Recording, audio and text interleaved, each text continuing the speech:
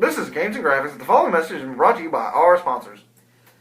Hello, and I'm Chet Manley, representing the Arms of Aunt Jemima's Syrup Foundation. I'd like to take a moment and talk to you about a growing epidemic in this country. Did you know that 1/3 of Americans are suffering from syrupless pancakes? For just a nickel a day, you can sponsor a family in need. Please listen to the following testimonial. I used to suffer from dry pancake mouth. My mouth was so dry and cracked and full of canker sores, I couldn't chew on water. But after meeting the Aunt Jemima Syrup Pancake Foundation, I can now spit a river and I have so much moisture. That message was brought to you by one of our members. You do not realize how much your donation means to these poor syrupless families. Remember, for just a nickel a day, you can support a family in need. In the arms of Aunt Jemima, where the syrup rivers flow, help a family in need to prevent their canker sores. And with a nickel from your donation, you can bring them observations of a non-dry pancake nation. In the arms of Aunt Jemima, where you find all your syrup here. Remember, please donate. You can help a family in need. To donate to the Arms of Aunt Jemima Syrup Foundation, please call 1-800-AUNT-JEMIMA. Get ready for Games and Graphics.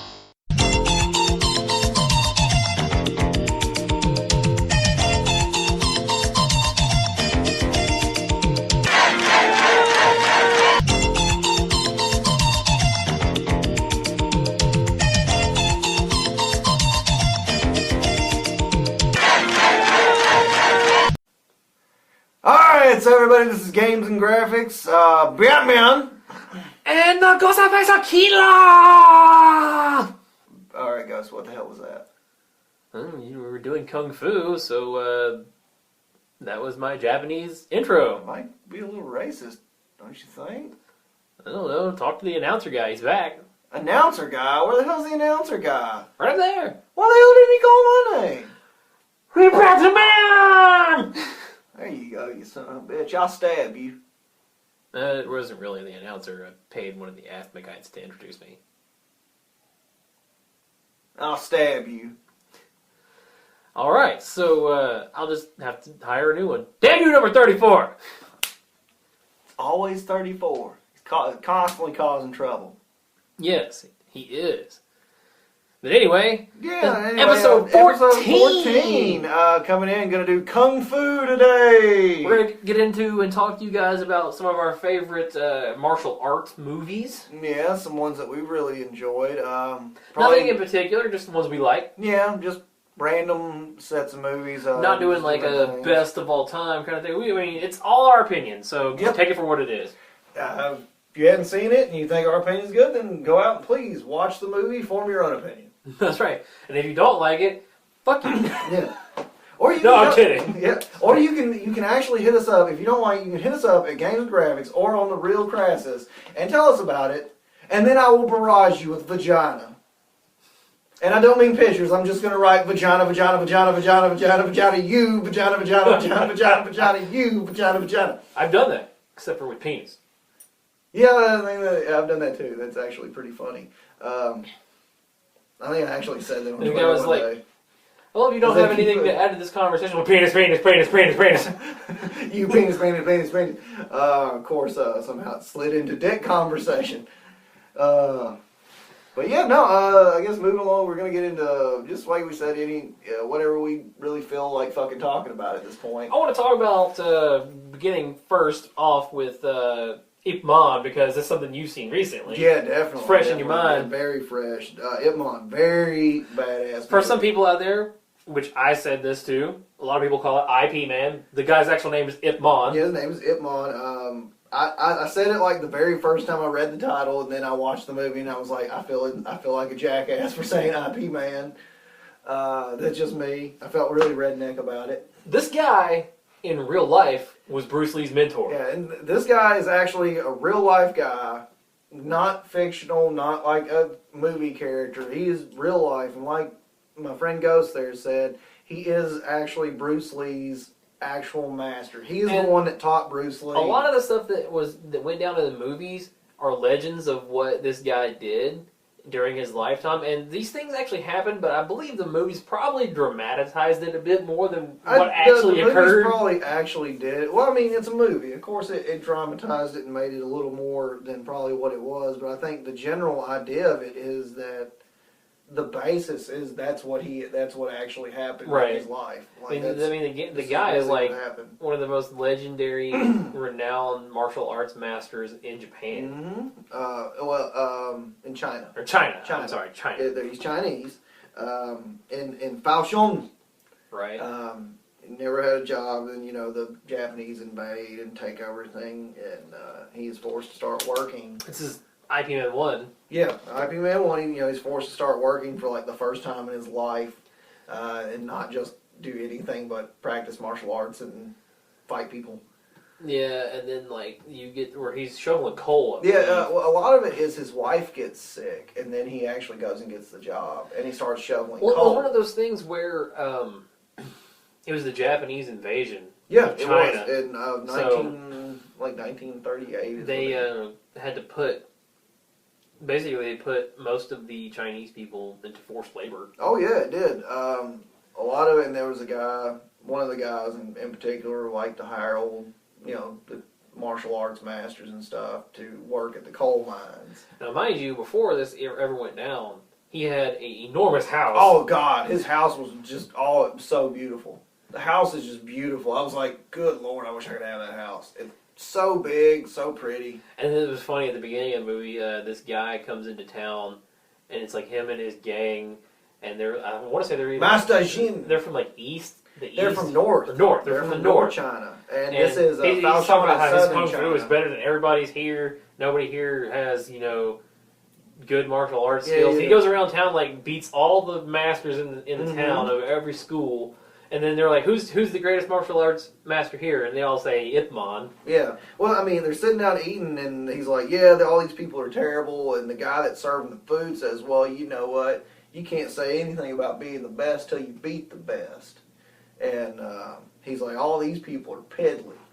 And the dude's like, well, who is the best? He says, Ip Man.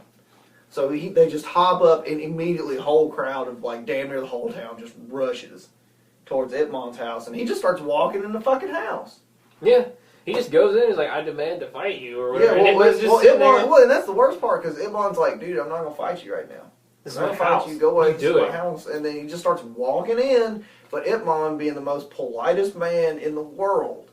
Like, he's the most politest guy. It does not matter what has been said to him. He will smile at them and then just be like, that's okay. Whatever. Nicest guy in the world. And finally... Until you finally make him angry. Yeah, until you finally piss him off. Oh, God. You make him mad. Oh, it's ridiculous. But it's kind of funny because he keeps trying to get out. He's like, dude, I'm not going to fight you. His wife finally... finally insults the entire town's ability. And basically what it is insults her husband's ability to fight.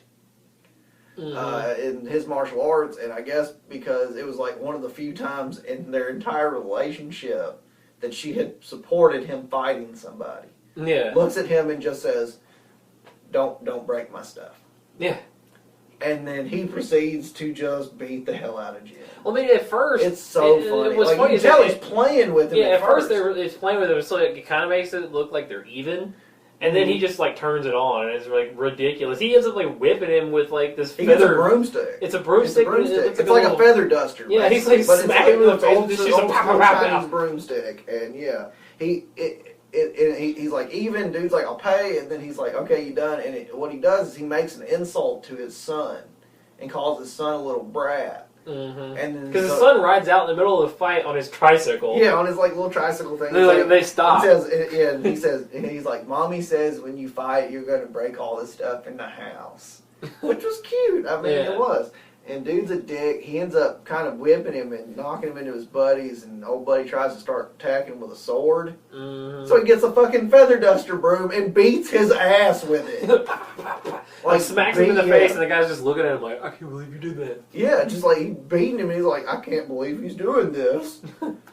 Oh, and the best part is that guy makes continuous appearances, especially through that movie. And then Ip Man 2. And Ip Man 2. Well, and during Ip Man 2, it's though. really good, because by Ip Man 2, he has gained this enormous respect for Ip Man. After the second time, he beats his ass. He's like, yeah, after that, I really, I started looking into what I was doing. He's like, you perforated my fucking eardrum. Well, what I thought was hilarious, in the first one, when they have that fight in the house at the beginning of the movie there, the police come in. Yeah. And they're just yeah. Ip Man's like, I got it. Yeah. And this is like, close the door, like, okay, we'll keep the crowd away. Well, the cop, like the head of the head cop is like, you must defend honor. Yeah. You must bring back honor to fashion. And it's like, okay, all right. And this is after, at one point, they're having an argument at one spot, and one of the police officers walks up, starts waving his gun in everybody's face. Mm-hmm. Ip Man grabs the gun, holds it for a second, and then takes two fingers and just like smashes the whole revolver barrel out of the gun. Yep. I mean, not just like pop sideways. He did, it flew out of the fucking gun. Well, I don't know if it's in the first one or second one, but he actually makes the statement that he doesn't like guns.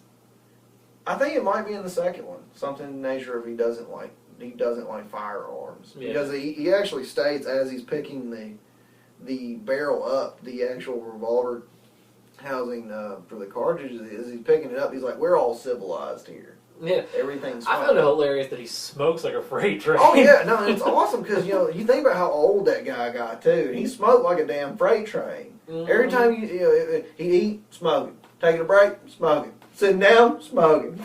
Yeah. If he wasn't up fighting, he was sitting down smoking. Yeah, and then, like you said, through that movie, they get into the forced labor thing, and then they go to the point where it's a Japanese guy. It's the Japanese general at the time is actually having Chinese masters, kung fu masters and stuff come in and fight his kung fu, the Japanese karate. He's got like his whole school there. He's got his whole school there, and he's having them fight him, and if the Chinese people win, they get an extra bag of rice. Mm-hmm.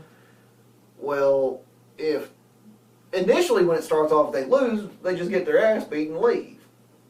Well, a guy named Lin kind of does a big fuck job on some of that, because he goes in after one of the masters has just won. Right. And then the general comes down, he's like, well, I want to... And here's the thing about the whole thing that kills me, is despite it all, the Japanese general was honorable about everything. Right. It was his right-hand man. It's Yeah. the guy that was beside him that was really the big fuck-up and ass clown as far as it goes, because he's the one that was being a giant dick about everything. The general actually states, look, I'll fight 3 of them at once. I just want to get down there and fight. 3 of them at once, I'm going to show them I'm better. Right.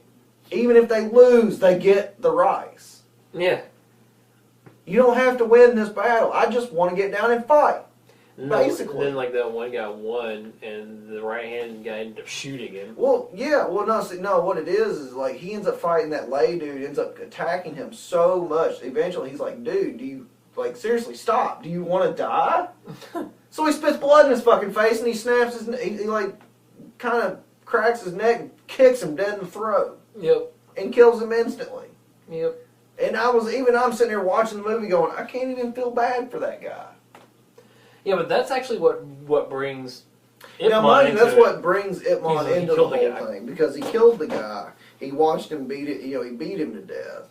But at the same, but what really pushed him was after the other master coming in again, won again, and then decided he would fight 3 of them at once, and lost, and went to grab his bag of rice. Well, mind you, here's the thing: he'd already won that bag of rice. Right. When he sanctioned to fight the other 3 guys, he didn't put up his bag of rice, did he? Nope. So it means he got to walk away with his first bag of rice. And if you remember correctly, the guy had already said even if you lose, you get the rice. Yeah, he's like, it doesn't matter. You know, if you win these 3, you get 3 more bags of rice. If you don't, you walk away with the one you had. Right. So the asshole, his right-hand man, as soon as he loses, he goes pick up his rice, shoots him right through the fucking head. Yep. And he's like, well, he had just lost. And I'm just like, you know, the whole movie, I loved at the end when he finally got his comeuppance. Well, it was funny because, like, then Ip Man goes in there to fight, and he's like, how many do you wish to fight? He's like, 12 or whatever. No, 10. He's like, 10. He walks in. And the guy looks at him like, he doesn't even ask him. He just walks in and he just points around. He's like, I want to fight 10. And then proceeds to whip all of them. Yeah, and the general just looks in amazement. Fights all 10 of them. Beats their fucking ass. I mean, beats their ass within like an inch of all of their lives. He breaks at least one limb on every single one of them. And, I mean, destroys one of their limbs. Yeah. And then the messed up thing is after winning, they throw all 10 bags of rice out there and the general kicks one over. Mm-hmm. And he says, come back. Yeah. And it's like, that's kind of not honorable. I forgot to say this. Should have mentioned it a little earlier. The other schools at the time, although they liked Ip Man, nobody really liked his style of fighting because supposedly it was based off something that a woman came up with. Yeah, no, no one had there was a lot of people, except for the people in the schools around his surrounding area, that knew him, didn't respect his fighting style. Because none of the other ones had weak. Yeah, because it was seen as weak. Because it's mostly defense. It's mostly defense, and there's some offense, but it's mostly defense. And at the same time, what it was a woman's fighting style. Yeah, and he had kind of made it his own. And the only people that really had respect for it really were the people that knew him. Yeah, because they had seen what he did. And they all give him shit until he whips their ass. Well, it actually, which you haven't seen this yet, but it actually explains it in that Ip Man movie they made. The third one? Where it goes back and tells Ip Man's childhood. Yeah. The guy that trains Ip Man is like an old man that like lives in this shop. Okay. That Ip Man was working in like after school. Okay. But the old man explains to him that his mother came up with the fighting style after she had been kicked out of one of the schools, and she decided she was going to make her own fighting style that was going to be better than anything anybody had ever seen before. Oh, okay. Well, that's pretty cool. That's pretty cool. The whole Wing Chun thing. Mm-hmm. Which is funny because I was like, doesn't one of the Street Fighter characters supposedly use Wing Chun? Yep. It's an actual fighting style. No, I know it is. I'm just saying. I just have to think. Just for some reason, Street Fighter popped in my head.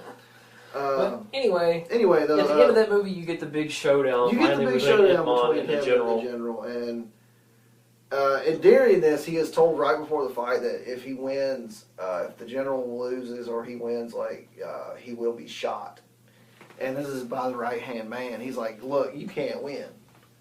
Even if you're better, you can't win. Right. Well, Ip Man is like, nah, fuck that. Even if you shoot me, I'm going to win. Mm-hmm. And he proceeds. It's a good fight. Like, right at the very beginning, they're pretty evenly matched for a second. And then Ip just goes nuts on him.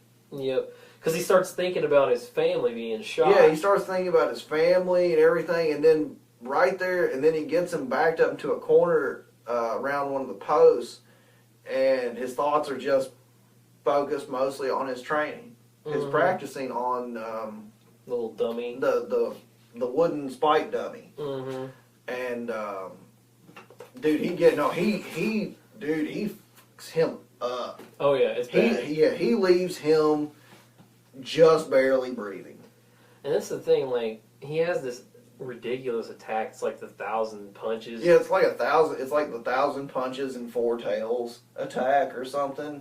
And it's redonk. Yeah, I don't know if it's really 1,000 punches, but oh my god, it looks like it. Yeah, there's Jesus Christ. And then, the second one, you kind of come in, they've escaped Falchion and kind of moved Well, you into forgot, he Hong got Kong. shot at the end. He did get shot. Mind you, He lived. He wins. He gets shot. He lives. His buddy gets him out. Well, at the beginning of the next one, you find the same guy that got him out upon going back to his cotton mill, I guess, to figure out getting a shit or something. Ends up shot through the head by the Japanese. Yeah. Which ends up giving him like some sort of memory loss. And he doesn't really remember who he is or whatever, and kind of lives out on the street and kind of goes nuts. Milk. Which Ip feels terrible about. They move into Hong Kong, and this is where Ip finally starts. He starts his own school. Starts his own school. He starts his own school. He starts having a lot of trouble. He starts getting some students. Well, at first, like, nobody wants to take It's like classes. nobody, and then one kid shows up, and he's like, I tell you what, if you beat me, because Ip thinks he's going to be there, he's like, well, if you beat me, I'll pay your school fees. Yeah. And Ip sits there and beats him up, and he does it in the nicest way possible, and the boy just keeps being ornery, and finally, like, during the thing, the boy's like, look, are you done? He's like, I don't even know what the hell you're doing. Like, what is this? And so he rushes Ip one more time again, and Ip just punches him dead in the mouth. Pow! Yeah. Oh, it's funny because because you see the look on Ip's face, like, well, fine, I've been trying not to hurt you. Pow! And he just cold cocks him right in the face. Dude rushes again. He just kicks it. He starts unleashing on him, and like you see him. And the funny part is during the fight scene, he like grabs his arm, twists it, and goes to like do that kick right into the back of his knee. And it's funny because he starts coming down. He gets about with a couple inches of his knee, and he's like, "Oops, kick!" Yeah. He stops himself and then kicks him, so that way he doesn't break the guy's He's leg. like, I'm not trying to break his leg. Flips him over and does like the face punch, and he's just like, whoo! Right. Rubs it in his face, and is like, okay, you done? Yeah, and then like you said, he He gets his leaves. own school. Yeah, Starts the getting kid some ends up students. getting him, runs away, and then Right. comes back with his buddies. They fight him. Like the whole time, Then his they become brother is students. trying to get him to train his son. Yeah, his brother has been trying to get him to train his son. And I want to say his son actually forever. does become part of the school. He does. As a matter of fact, what it is it was during the first one, as a matter of fact, that Ip had started training the cotton mill workers Right. in Wing Chun, so That was kinda cool. so that way they could defend themselves against Master Jin's Yeah. robbers. Master Jean got Master Jin. fucked Now, up again. and mind you, he gets this one person named, what's his name, Wang? Yeah. The Wing or something? Luang. And he becomes Master Ip's. Now, that's the first guy that he kind of recruits. That's his first student. Right. And he becomes attached to Wing and thinks that he's like, look, you have a lot of potential to be a martial arts, man, you just need more focus. And that boy, because the boy keeps getting himself in trouble, like, he gets into that fight with those other guys while putting up the posters. Gets himself captured after beating the hell out of one of the boys, which starts the whole thing with Ip and the martial arts schools. Right. Because at this point, they've got a whole system in place where you have to, in order to be called a master and actually open a school in Hong Kong, you have to do some fight you have to take on all challenges by all the masters as long as the incense burns.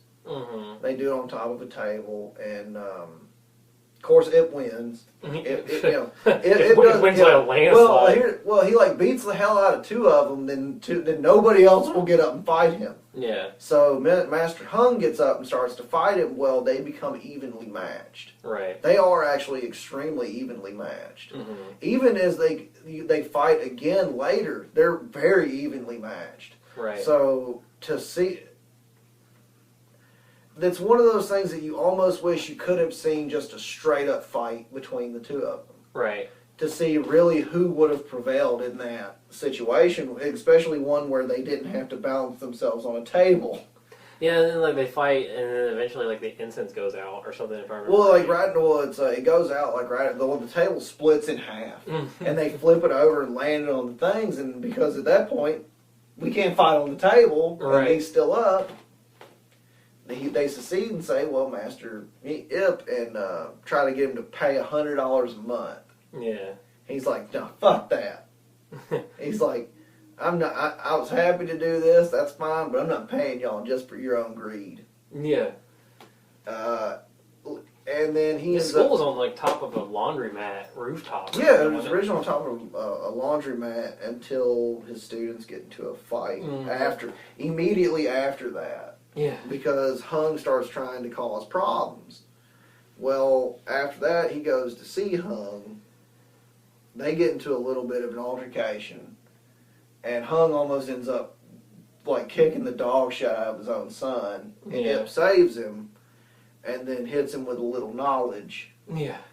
Hits him with a little deep insight, and it really touches Hung at that point, and it really changes Hung's opinion about Ip.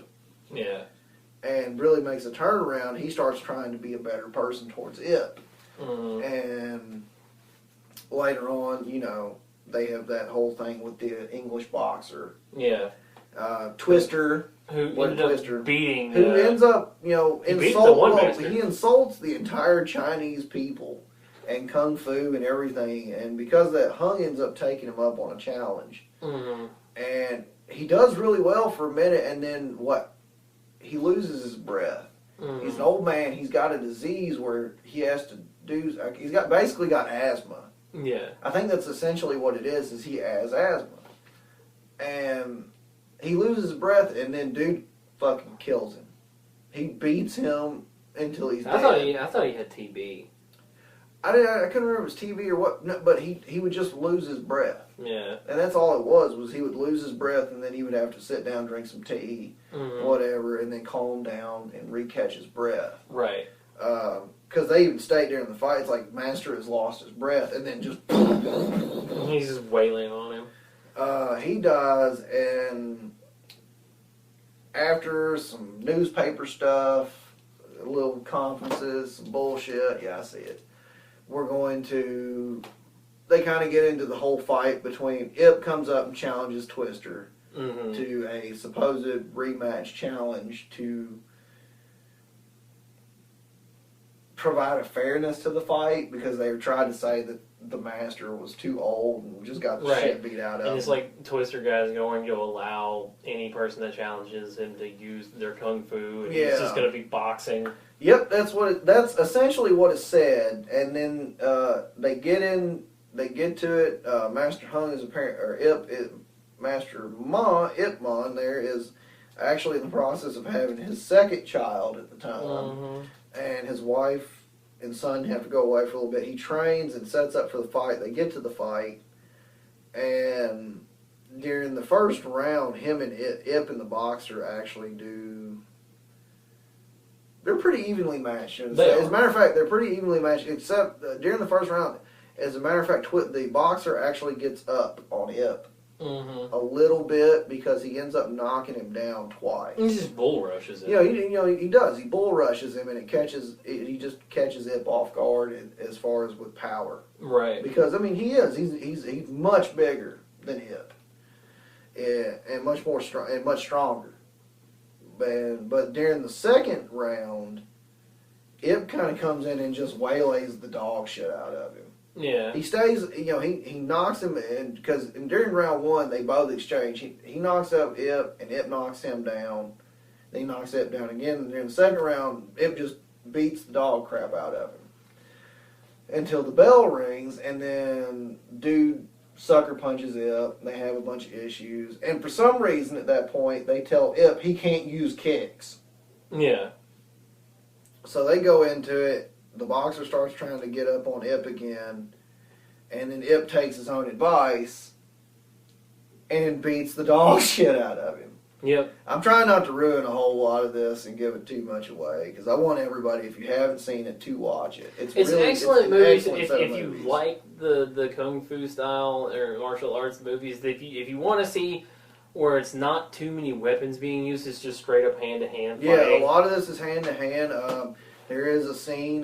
Don't think there are no weapons used. There are plenty of weapons in the movie actually used. At one point, they get into a 50-man. He gets into a 50-man battle royale where everybody around him has some sort of weapon. Right. And he turns the damn bladed weapons he's got around and uses the unbladed edges to beat the hell out of everybody. Yep.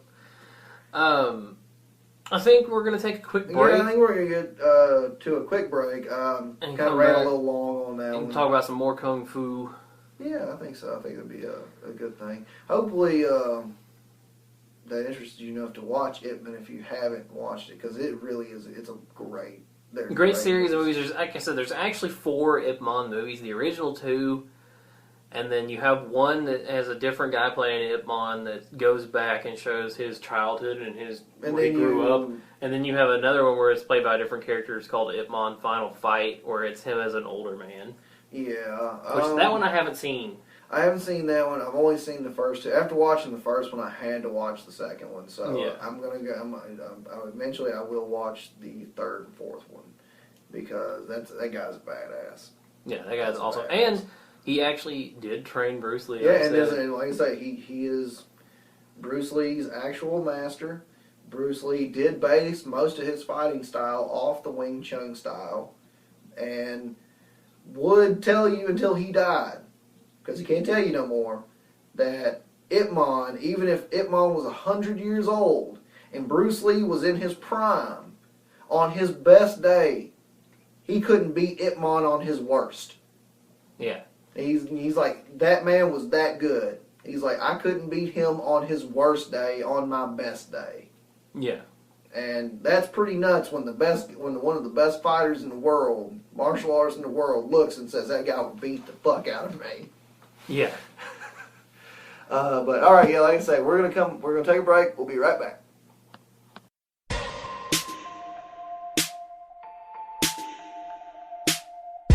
Nice to meet you, where you been? I could show you incredible. Hold up.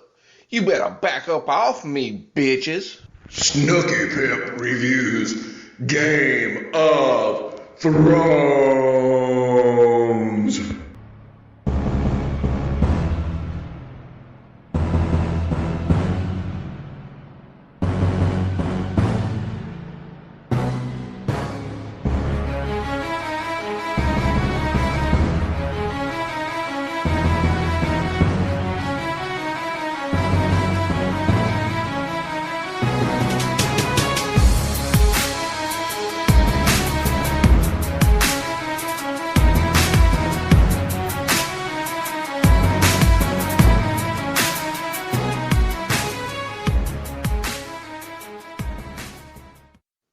Now look here. If there's 3 things Snooky Pimp loves, it's money, hoes, and Game of Thrones. So I'm about to lay one down on your ass. I'm about to review episode 1 and 2 of Game of Thrones. Now in episode 1, it starts out with a little man in a box. And when the little man comes out the box, he throws up. Now, if that ain't sexual, nothing is. Put your little man in a box till he throws up. Come on now. I saw that shit coming. Alright. Now then, in the first episode, there was a lot of pissing and moaning. There were people just bitching about everything. Oh, poor pitiful fucking me. Oh. You even had the mother of dragons that act like she was scared of her dragons. Go in there and bitch slap them motherfuckers and let them know who's boss. You they mama. Come on now. Anyway, at the very end, they set the guy who was the king of the wildlands on fire. Now that's pretty brutal. It made Snooky Pimp happy though to see Jon Snow lay an arrow in his ass.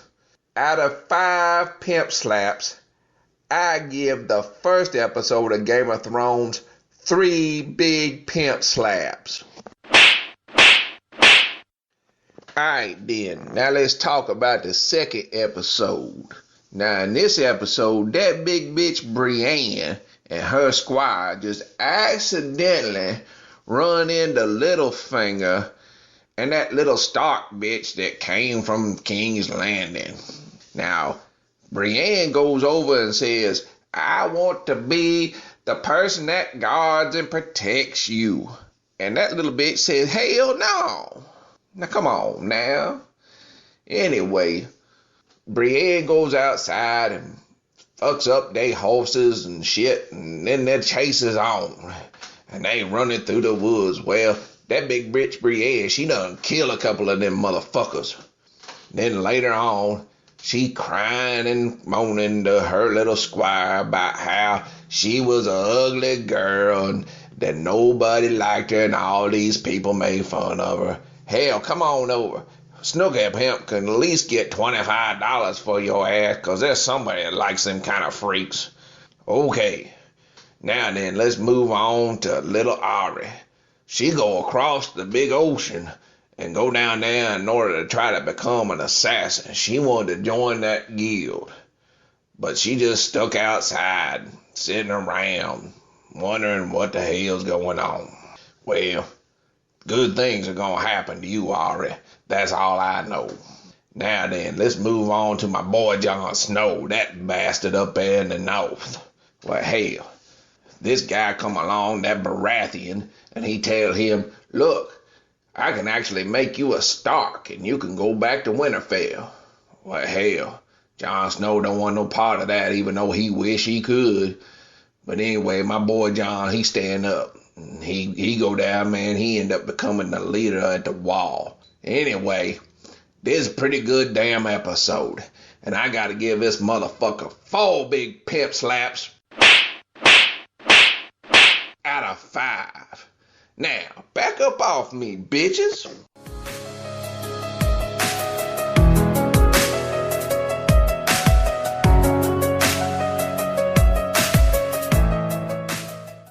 Alright, everybody, so here we are, part 2, Games and Graphics. Bet me on! That's still really racist. It's the announcer, man. It's not me. Ask my guy 34! He might as well just come out and say, you want some she chicken? How about some she beef? He asked me that during the break. Is he running a fucking broke, dirty-ass Chinese restaurant, too? I really don't know. I don't know what 34 does I don't know, outside man. of this place. 34's trouble. He is, man. He's trouble. I'm going to find out who that guy is. I know that's right. But, alright, yeah, we're going to come back and talk about Kung Fu movies. We spent a lot of time on IP Man during part 1. I think we're going to try to touch on a few things here during part 2. I know, there's hundreds of... There's thousands. and thousands and all sorts of fucking Kung Fu movies, like we say, with Bruce Lee and Jet Li and Jackie Chan and Jackie Chan and hell, even all the people that are in Crouching Tiger and stuff. Mm-hmm. They have a lot of. There's a Crouching Tiger, Hero, House Flying Daggers, and I think there's another one, like the Golden Lotus or something like that. I think so. I can't remember. There's like 4 or 5 movies that are all directed by the same guy. Mm-hmm. You get, Crouching Tiger to me is like the definitive martyr story, where the good guy does not always win.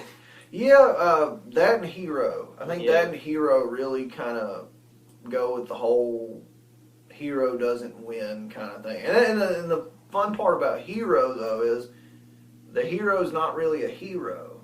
No. He's not, he's not actually a hero at all. He's like a gun for hire.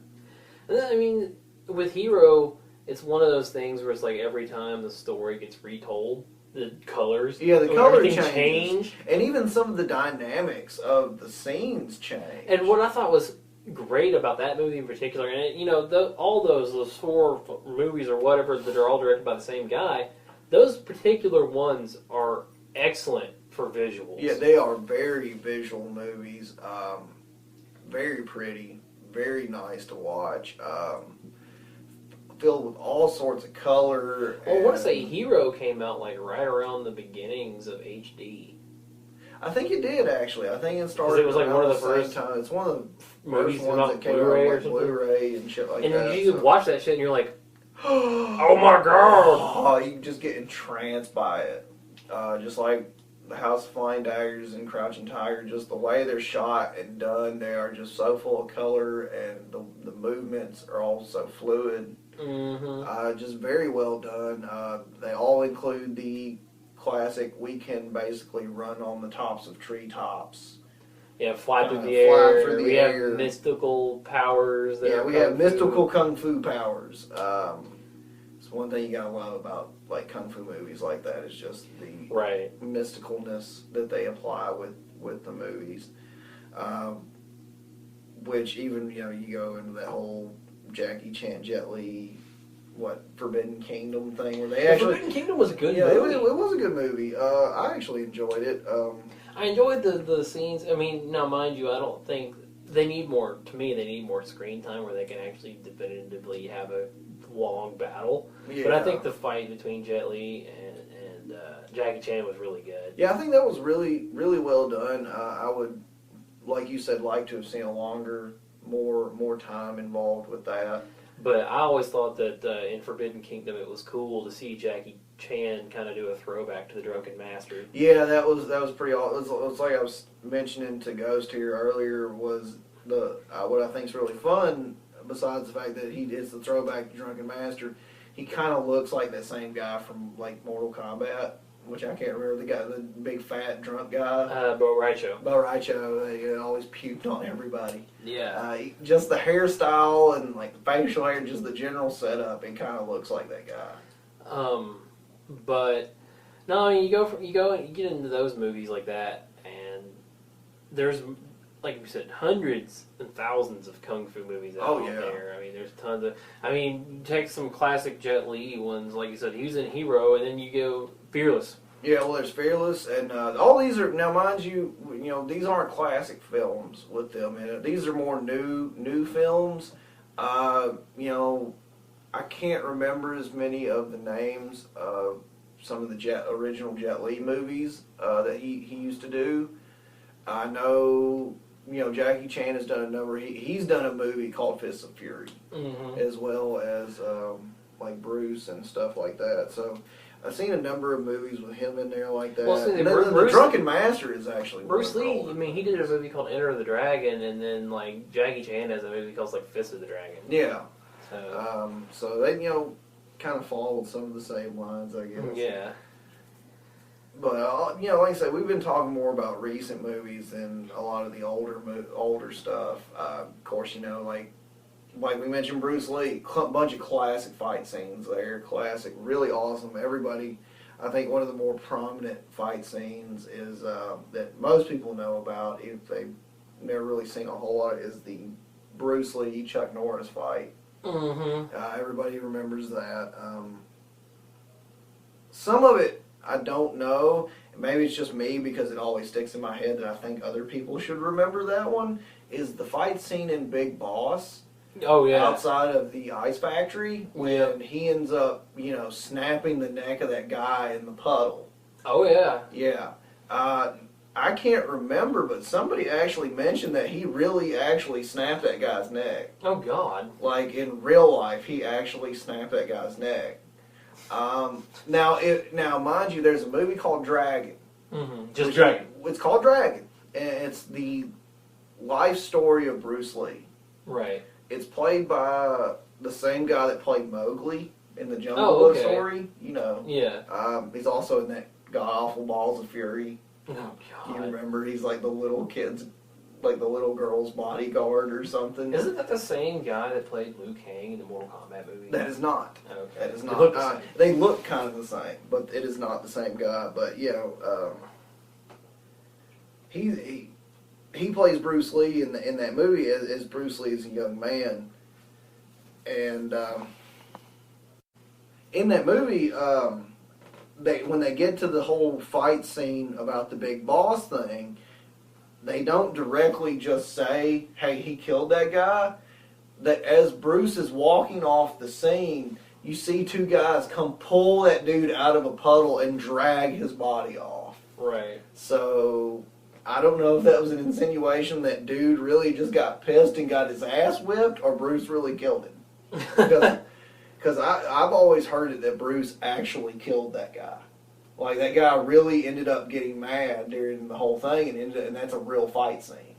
Like, he really ends up fighting him in that thing. That would be nuts if they filmed Bruce Lee actually killing somebody. Dude, it's the 60s and 70s, you know. Shit they did in the 70s. Woo. I don't know, man, but I'm not saying that it's true, but right. I'm just saying I've heard it goes for a to long Bruce Lee's time. legend. Yeah, it goes to Bruce's legend. Now, kind of along those same lines, Netflix, it was on Netflix, it wasn't done by Netflix. It was a movie that was made originally, I think, for the Sundance Film Festival, where they were following around UFC fighter Anderson Silva after he had his loss, or right up to the fight with Shel Shonen. I'm sorry, he didn't lose. Okay. And they talked about how Anderson Silva's fighting style was so reminiscent of something Bruce Lee would have done. That, you know, as Bruce Lee said that, you know, when you fight, you have to be like water. You have to flow freely and be able to move in any direction at any given point. And they were making that same comparison to Anderson Silva, and the documentary is actually called Like Water. Huh, okay. It's pretty good. I don't know if Netflix still has it. When it came out, when I saw it, it was on Netflix. Okay, I'd have to look it up. I'm not certain. But, you know, back to the Kung Fu movies, I was never really a huge fan of, like, outside of the Japanese stuff, but I was never really a huge fan of Jean-Claude Van Damme. But Bloodsport is good. Yeah, and I'll give you that. I'm not really a big Jean-Claude Van Damme fan. Now, mind you, the whole reasoning behind some of that might be because Jean-Claude Van Damme is not a martial artist. He is a ballerina. Yeah, that's true. Yeah, he actually is a ballerina. So, if he actually learned martial arts anytime after that, I don't know. Right.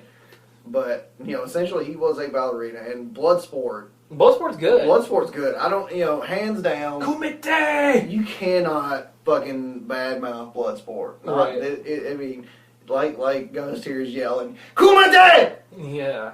That shit's awesome. Dude, you get that enormous dude from Revenge of the Nerds, Ogre. I can't remember his actual real name, but Ogre, and that dude, hell yeah. That was awesome. He turns out to be his best buddy. The Chinese guy that's like his interpreter, the Japanese dude. Dude, that guy's hilarious. Right. That little dude's hilarious. I can't remember the black guy's name either. I don't remember the black guy's name either, but he was a good character. Yeah, he's actually a good actor. You know, he's always good in whatever you see him in, so that's always pretty good. Not a Steven Seagal fan. Oh God. Not a Steven Seagal fan. A lot of his martial arts in his movies are not the martial arts that he portrays that they are. Mm-hmm. Some of the defensive stuff he does in the movies, yeah, that's it. But once he starts attacking, that's not it. Not at all. Not at all, because the original martial arts that he's supposed to be portraying, which I can't remember the name of right this second, which I feel bad for, is all defensive. Yeah. That's all it is. It's basically ninjutsu minus all the attacking. Right. I can't remember. It's a form of ninjutsu. Okay. But it's the one where they take all the attacking out and it's all defensive. Interesting. And it's all. How are you supposed to beat your opponent? The entire purpose of it wasn't supposed to be defeating your opponent so much as not getting your ass beat. Yeah, but if the guy just keeps attacking you. A lot of the thing is using their momentum against them. Right. And so that's kind of like basically like a dodge throw. Chun did a little bit. You know, a little bit more of a dodge throw. You bust your own face in the wall kind of thing. Okay. Well, I mean, you go like from that, like you said, and then like I want to take it back to go back a little old school. Talk about Sword of Doom. Yeah. What was that? 1965. Something like that. Somewhere around very early, or not very early, but early. It's still more a samurai movie. Yeah, it's a samurai movie more so than a kung fu movie, Like I say, made somewhere in the early to mid 60s, somewhere between 64 to 66, I want to say. Right. Awesome movie. Oh. Awesome movie. Great. Oh, God. That guy is just ruthless. Yeah, now this isn't the martyr story. This isn't good guy story. This isn't it. This Sword of Doom follows the actions of an evil samurai. Yeah. Of actually the bad guy. Mm-hmm. And kind of, it has a starting point of, it starts off in this tournament where he's going up to fight this guy. Well, the wife of the guy doesn't want the samurai to kill her husband. So he has her meet him at a mill and tells her, I won't kill your husband if you sleep with me. Right. So she sleeps with him. Yeah. Well, what he proceeds to write her husband a note that says, I slept with your wife. Yep. To get him pissed off enough after they have signed this death waiver when the battle begins that he will try to attack and kill him. Yep. Because when he tries to kill him, he just slaughters the guy. He just he pulls out a sword and cuts him down. Yep. And from there, he ends up dead. Well, I can't remember how it works after that, but somehow he ends up with the woman. Mm-hmm. Because he ends up having to take care of the woman after that. Somehow ends up accepting responsibility for her. Right. But just one of those movies where it's like, this guy's just a ruthless, he's just ruthless. cold-blooded killer. He's cold-blooded as hell to her. He's cold-blooded as hell to everybody. At one point, he ends up having a child with that girl, that woman.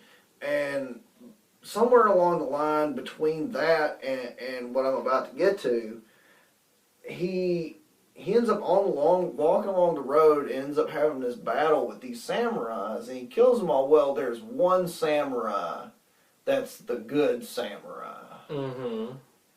And the good samurai puts a fucking whipping on his ass. Yep. Puts a whipping on him, and what it does is ends up driving him nuts. Mm-hmm. Like, the shame of losing against that guy and the fear of that man that has just been instilled in him drives him fucking insane, bonkers nuts. And he goes nuts and he kills the woman. Oh man. He ends up killing he goes nuts, kills the woman, and if you were to see it nowadays and you get a DVD or whatever, you can find a DVD of this, they've cut the next scene out. All you see from this point after he kills the woman is him walk up to the river with the baby. Oh, I mean, I've seen the original on VHS. But in the original on VHS, what happens is after he kills the lady, he takes the baby, drowns the baby, walks out to the river, and then drowns the baby. Yeah. And then it pans away. In the movie, it shows, in the new, where they've cut it, he just walks out to the river with the baby, and then it cuts to the next scene. Yeah.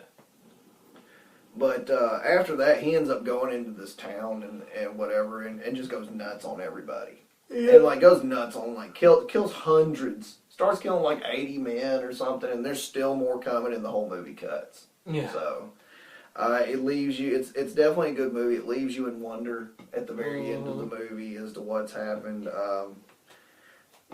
It's just one of those things that it's like a number of movies I've seen where you can't show the same things nowadays that you could back then.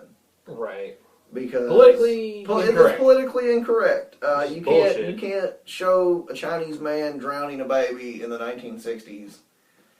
Based on a movie that's out of the fucking 800s or something. Yeah, it was ridiculous. But I kind of want to touch on a few movies that I've seen. Now these are not particularly popular as maybe as well known, but I saw them off of Netflix, and it's the Ong Bak series. It's ONGBAK. I've seen that on there. I have not looked at it. The movies themselves, as far as like plot line and stuff, mediocre. Mediocre, Okay. but fight scenes off the charts. Okay, so they did really well with the action. But and stuff, it's not Chinese, Japanese. Why I liked it was because it's a different perspective. It's not Chinese, Japanese. It's Korean. Oh, okay. That's interesting. Yeah, it's like a different part. It's like a Korean type martial arts. Yeah, it's different than anything that I've seen before, which I thought was cool. Yeah, no, that actually sounds pretty cool. But the fight scenes are definitely worth watching the movies for. I mean, I started watching the first one. I'm just like, okay, where is this going? It's honestly about to put me to sleep. And then like they started fighting. I was like, oh my god! There you go. Shit, I don't know. I'd have to check it out. I kind of get a little iffy. I've been looking at some other stuff. Something we should definitely mention is Kung Fu Hustle. Also, yeah, gonna get great into movie. the comedic part. Yeah, of a little bit of this. comedic part of the Kung Fu movies there. Of course, pretty much the majority of Jackie Chan movies, all comedically done. Right. Action Kung Fu movies, about 90% of them have some sort of joke in them. But Kung Fu Hustle, that shit was, it was just great. The way they did that, all of the Kung Fu masters all had like some special Attack. like super attack that they did. Like that one, I can't remember if it was the woman or if it was the guy that had like the attack where they did like the sonic wave thing. It was the woman. The woman had the thing where Yeah. she did the sonic scream. Yeah, and then they ended up doing it in that big bell, Yeah. and it like made her deaf. Yeah, it knocked her out for a minute, like messed her up. It was pretty funny. I can't remember what her husband's ability was. I can't either. His was actually pretty good too. Yeah. You have everybody with a thing, and of course your main character is some piddly little average guy that has always wanted to be something, but is really nothing, and he's, I think, like a robber. Part of, I think originally at one part they're part of the axe carrying gang or something. Something to that effect. And he gets his like ass beat yeah. by those masters, and then after coming back from it, they end up like taking him in and trying to like get him to learn. Mm-hmm. And of course, there's one particular particular style that no one has learned or has known in a very long time. Yeah. And it's the one that he specifically carries this book around about, which is called the Buddhist palm. The Buddhist palm, yep. Yeah, the Buddhist palm. That's the only one no one's seen in God knows when, because no one's known how to do it or whatever. And he's not really a kung fu master at all. No. You know, he is goofy as fuck through the whole movie, and then at the very end, during that last battle, he ends up like honing in on his super kung fu abilities.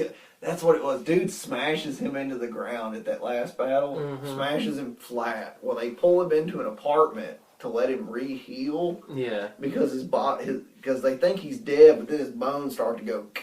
And all his body starts to re-heal, and they're like, well, let's get him out of the way for a minute. He could be the master. And he comes out dressed in, the white shirt with the black pants, super sparkly, and just starts proceeding to beat the hell out of that dude. And then the Buddhist palm is apparently where he gets knocked up into the air, then realizes it, and then he jumps off the back of a seagull or of a flying. You remember that? Yeah. He jumps off the back of a damn bird and like goes farther into the air.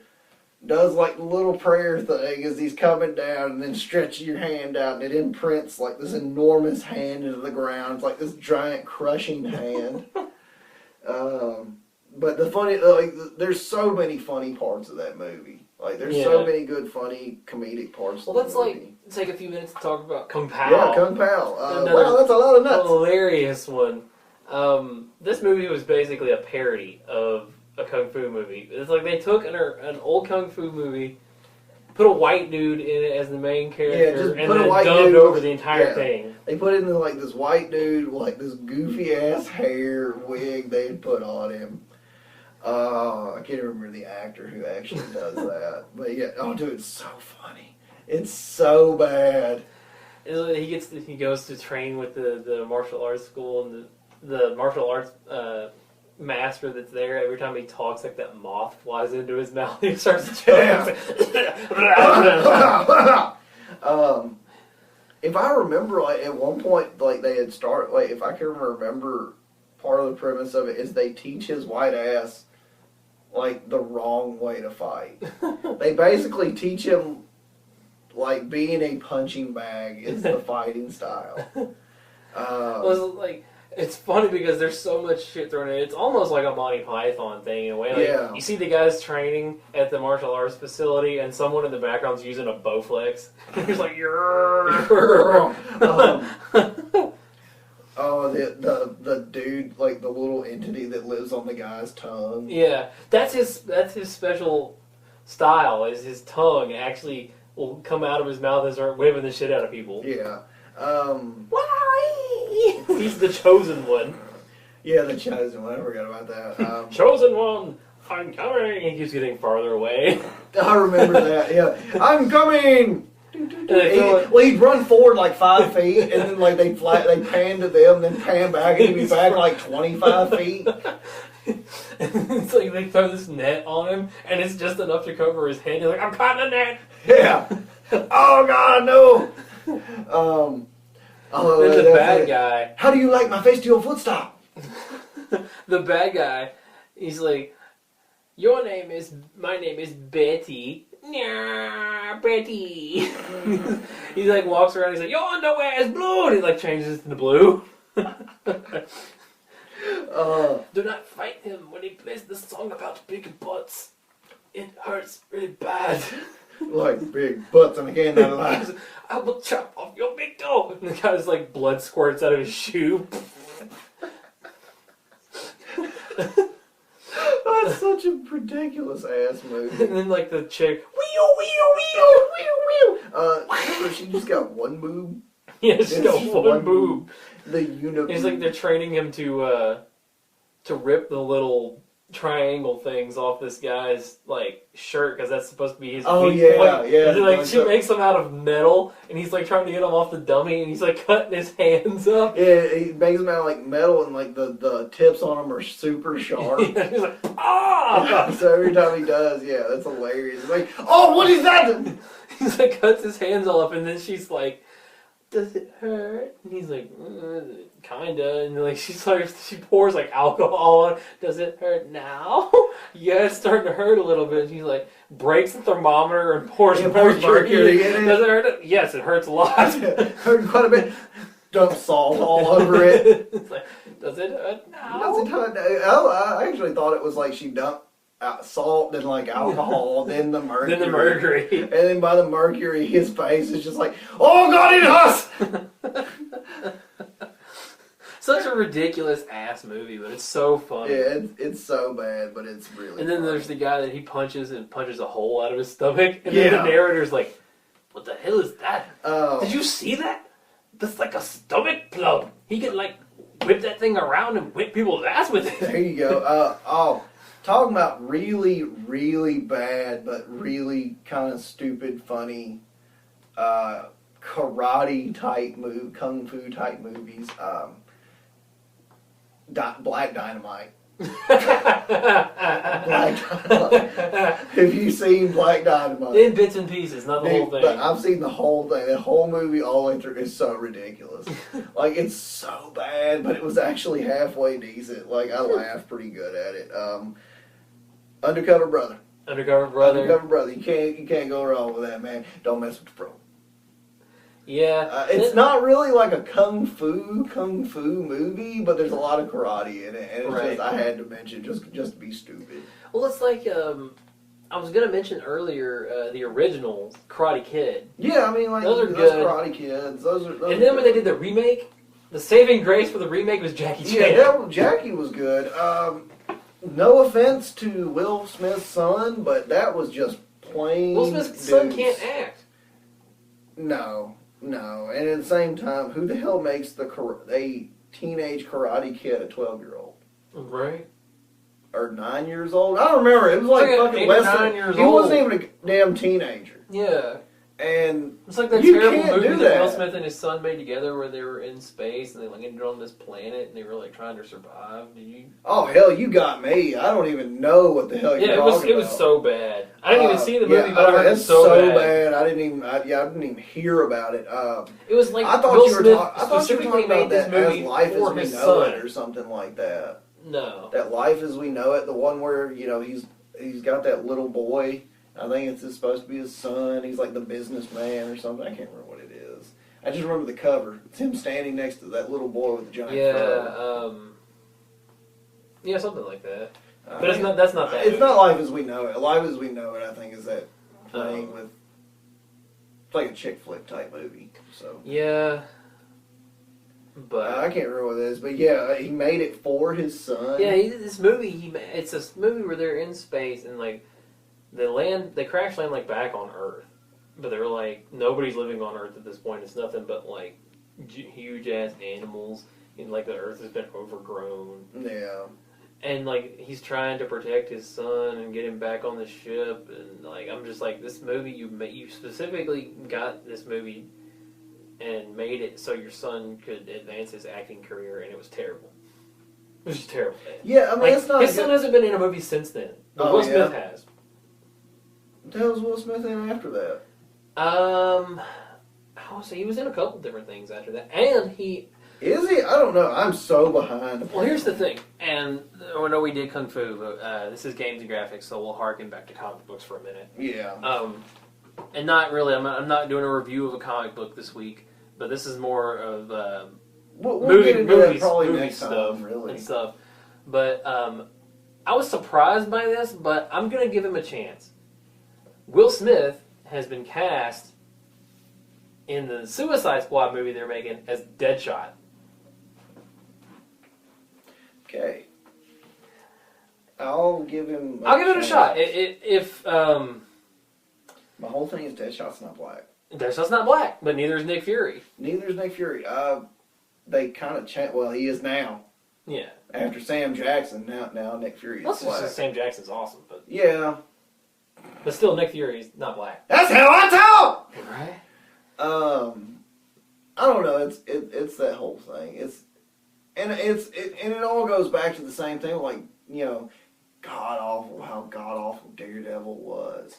Now, mind you, I love Michael Clark Duncan. Right. Michael Clark Duncan is the fucking man. He is the man. He is the man. He should have Rest been. in peace. He should have Rest in been peace, in Michael Spider-Man as Kingpin. I would have done that, but even then, here's my whole thing. I love The Kingpin's Michael Clark white. Duncan. Kingpin's white. It's a big fat ass white dude. Yeah.